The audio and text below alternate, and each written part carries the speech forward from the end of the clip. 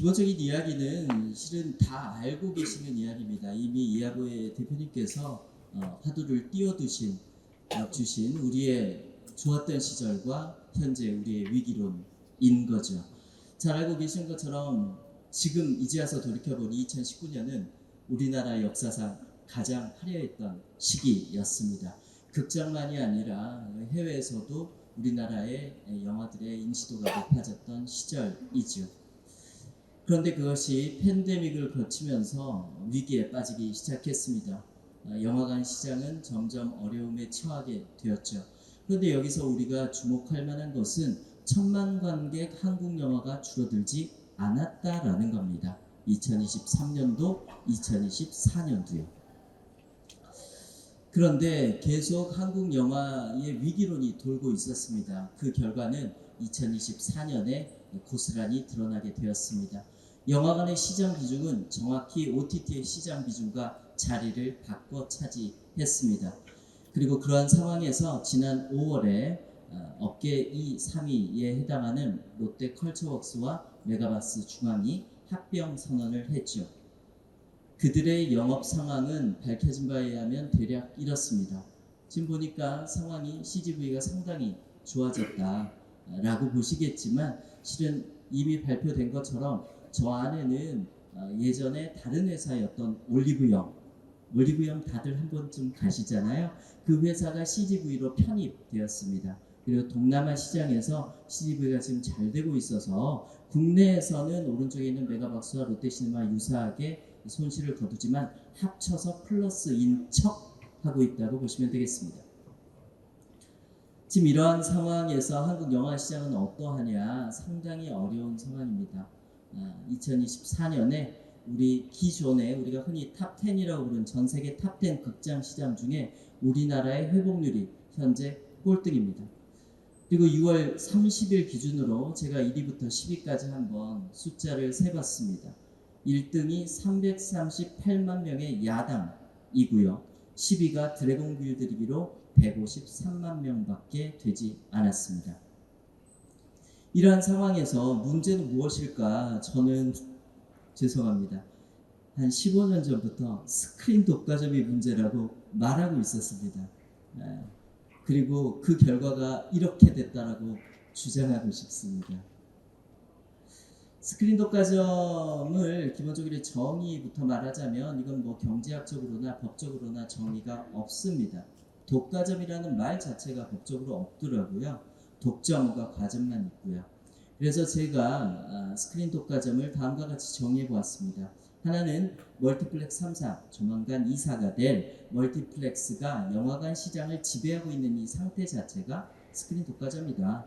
그리고 두 번째는 특정 영화가 전체 상영 자원의 과반을 차지하는 현상을 스크린 독과점이다 라고 정의해 보았습니다. 오늘 이야기는 이 둘 중에 2번에 해당하는 내용입니다.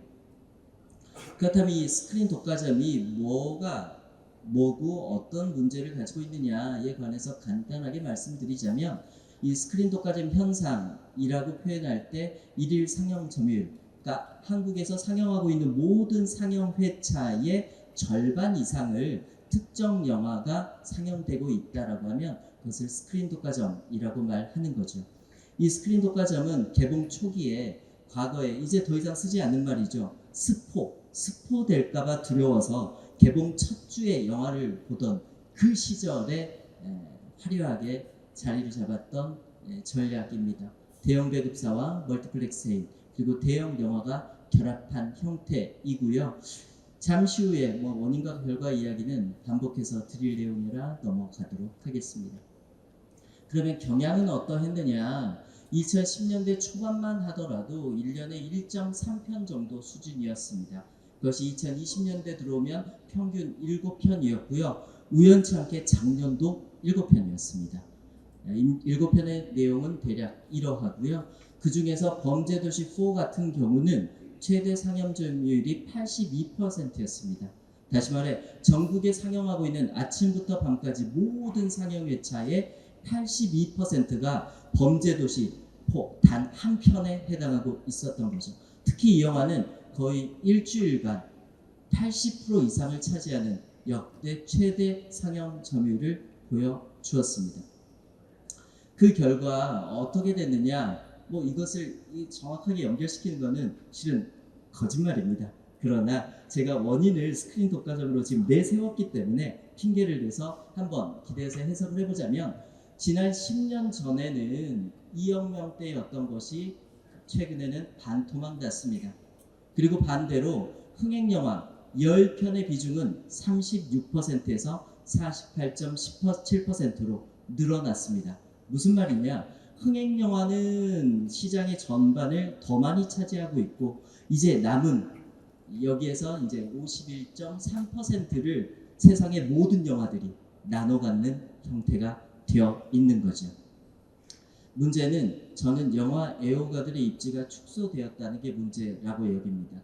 범죄도시 4가 일주일에 80% 상영하고 있는 시장에서 영화 애호가가 설 자리가 없습니다. 뭐 사랑의 핫쇼핑을 좋아한다면 볼 수 있겠죠. 뽀로로도 봐야 된다고 하면 볼 수 있겠죠. 진정한 영화 애호가라면 모든 영화를 볼 수도 있겠죠. 그러나 보통 영화 애호가들은 그런 영화를 잘 보지 않습니다. 안타깝게도요. 그렇게 해서 일주일에 한 편을 보면 두 번째 볼 영화가 없어지는 게 문제라는 겁니다. 그 기간이 지난 10년 넘게 유지가 됐고, 세상에는 여기에 계신 선생님들 지금 연령대가 대체나 한번 훑어보시면 최근에 자리 잡은 영화 애호가가 아니잖아요. 우리가 20년 전에 또는 30년 전에 다양한 영화가 틀고 있을 때 영화의 사랑에 빠졌는데, 지금 젊은 관객들은 영화와 사랑에 빠질 기회를 실은 잃고 있는 게 아닌가라는 게 제 걱정입니다.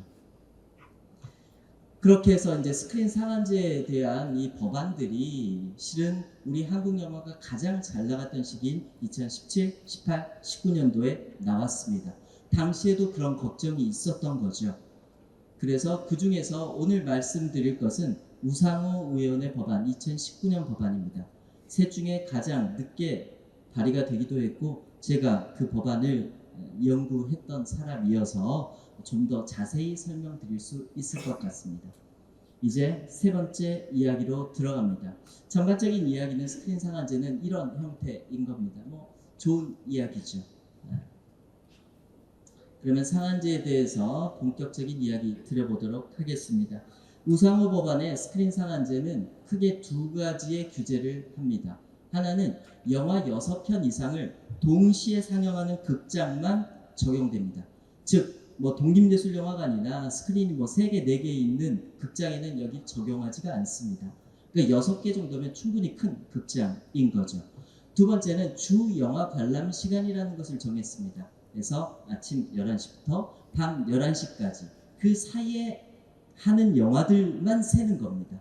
그래서 이 영화들, 이 주 영화 관람 시간대의 상영 횟수를 50%, 즉 과반을 넘지 않도록만 제한하겠다라는 건데요. 실은 여기에 말만 50%지 너무 장사가 잘 돼서 조조로 8시, 9시, 10시를 틀거나 아니면은 11시 반, 12시 반, 새벽 1시에 틀면은 여기에 포함되지 않습니다.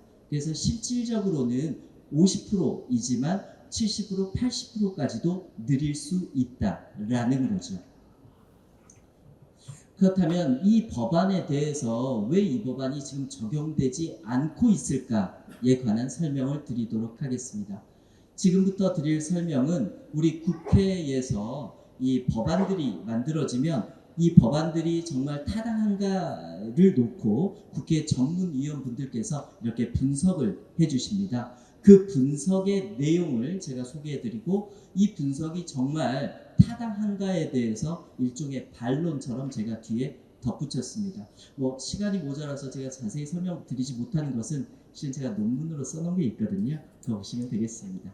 그래서 첫 번째는 소비자 후생과 관람 환경 악화에 관한 지적인데요. 대략 이런 지적을 했습니다. 선생님들께 그냥 읽을 기회를 드리도록 하겠습니다. 그런데 저는 이게 정말 맞는 이야기라고 생각하지 않았습니다. 저는 소비자 후생과 관련해서 어차피 텐트폴 영화들이 첫 주말에 관객이 드는 거는 이거는 당연한 현상인 거다라는 건데요. 50%를 상한으로 심지어 아침과 밤까지 하면 70%, 뭐 80%까지도 늘릴 수 있는데 그것에 꽉 차 넘칠 만큼 관객 점유율을 보여주는 영화는 역사상 거의 없었다라는 거예요. 이걸 도입하더라도 피해볼 영화는 실질적으로 없다는 게 제 주장입니다. 그 대표적인 영화 중에 하나가 오펜하이머와 둔 같은 영화들이 있는데요. 이 영화들은 아이맥스 관에서만 매진이 되었습니다. 그렇게 해서 난 아이맥스로 이 영화 못 봤으니까 소비자의 선택권이 침해됐다라고 말하는 사람은 아무도 없었죠. 기다렸다 보거나 아니면 다른 포맷으로 보는 거죠. 좀 더 쉽게 말씀드리자면 맛집이 있다고 하죠. 맛집에 줄 서다가 오늘 못 먹은 거예요. 매진. 그렇다고 해서 소비자의 선택권이 침해됐다라고 우린 생각하지 않잖아요. 보고 싶다, 먹고 싶다 하면 다음날 가서 보면 되는 겁니다. 먹으면 되는 거죠. 그리고 이제 영화관 시설을 이렇게 하다 보면 합치어서 대영화를 하는 게 문제가 될 거다라고 지적해 주셨는데요. 극장 운영하시는 분들 여기도 계시겠지만 영화관을 관객이 많이 든다고 합쳐서 큰 영화관으로 만든 곳은 없습니다. 그럴 가능성도 없고요. 그리고 말씀드린 것처럼 1년에 겨우 7편입니다. 이 7편을 위해서 극장을 크게 확대해서 상영관을 합칠 곳은 아무것도 없다라는 거죠. 두 번째 지적은 시장 질서 위배에 관한 지적입니다. 우리는 자본주의인데 왜 이런 규제를 하느냐라는 이야기입니다.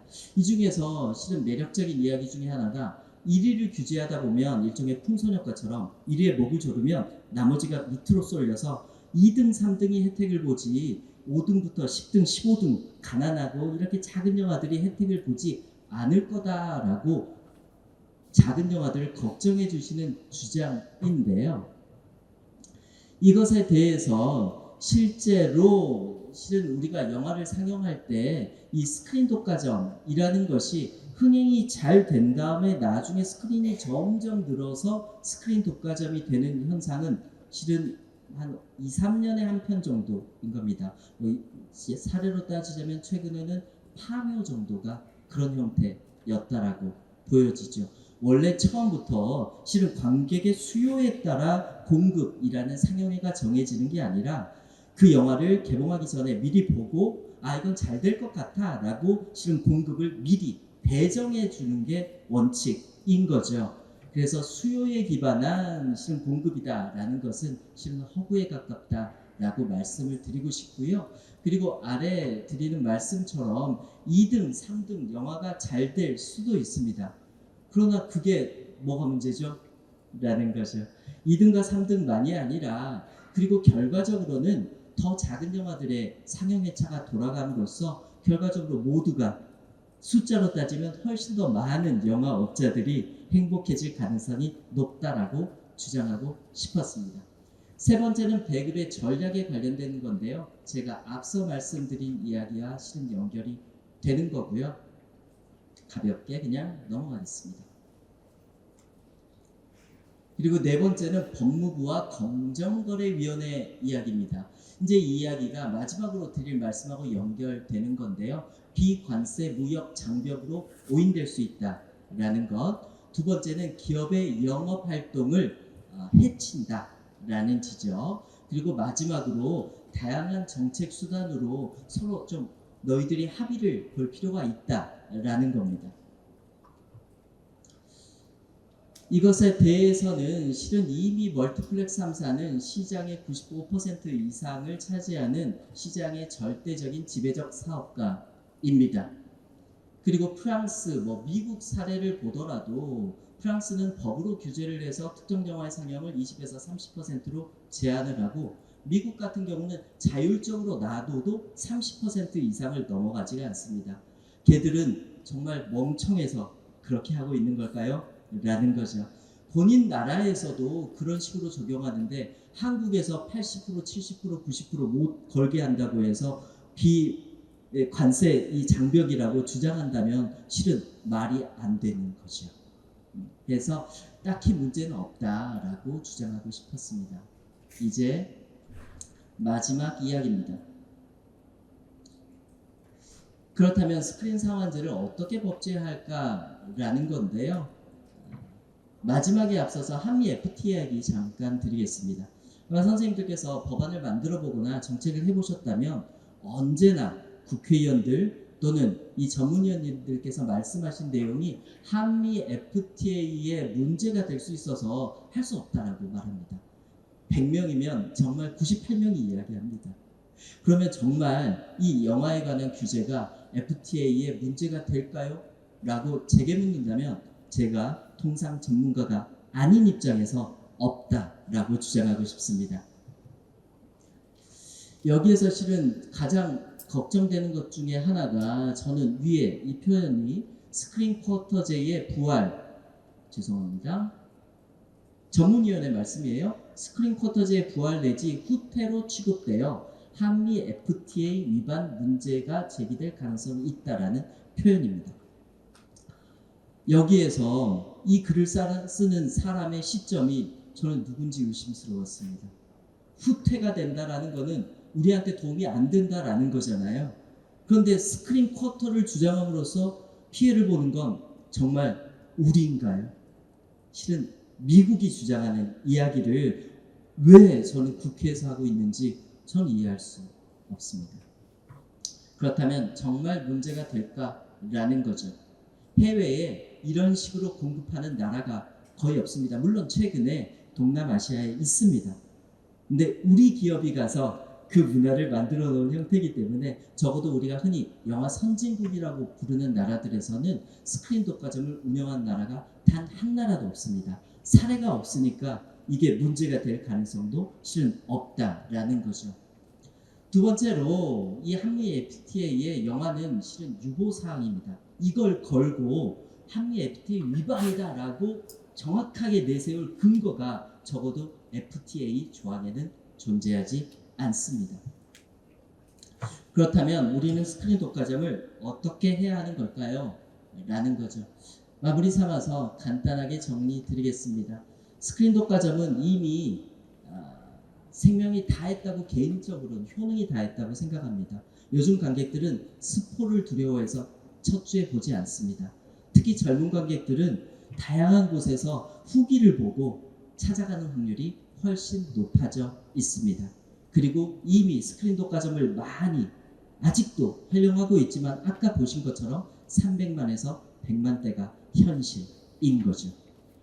그렇다면 우리가 이것을 법제할 때 어떻게 해야 할 것이냐라는 건데요. 죄송합니다. 정말 마지막이거든요.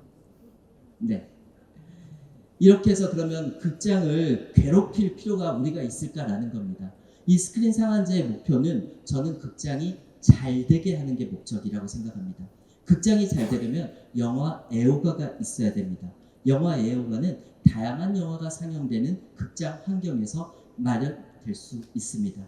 그렇다면 극장에게 당장은 손해가 될 수 있으니까 기존의 영업 방식을 바꾸려고 하는 것 자체가 실은 걱정이고 두려울 수 있잖아요. 거기에 앞서 우리 이하배 대표님께서 말씀하신 것처럼 미디어 홀드백 규제와 매칭해서 극장에게 시장을 좀 더 보완해 줄 수 있는 형태로 돕는 형태의 매칭 법제화를 하면 좋겠다라고 생각합니다. 마지막으로 자동 지원 제도하고 관련돼 있는 건데요. 현재 영화발전기금은 알고 계시는 것처럼 입장권의 3%에 불과하고 있지 않습니까? 프랑스 같은 경우는 10.72%를 걷어들이는데요. 우리가 부가세가 다른 예술에서도 지금 면제의 형태로 되어 있기 때문에 그 부가세를 자동 지원 제도라는 새로운 기금을 만들어서 시장에 참여하는 여러 이 구성원들에게 지속적으로 영화 활동을 할 수 있도록 도와주면 어떨까라는 겁니다. 혹시 궁금하시면 다음에 기회 통해서 설명해 드리도록 하겠습니다. 오랜 시간 지저분한 발표 들어주셔서 감사합니다. 마치겠습니다.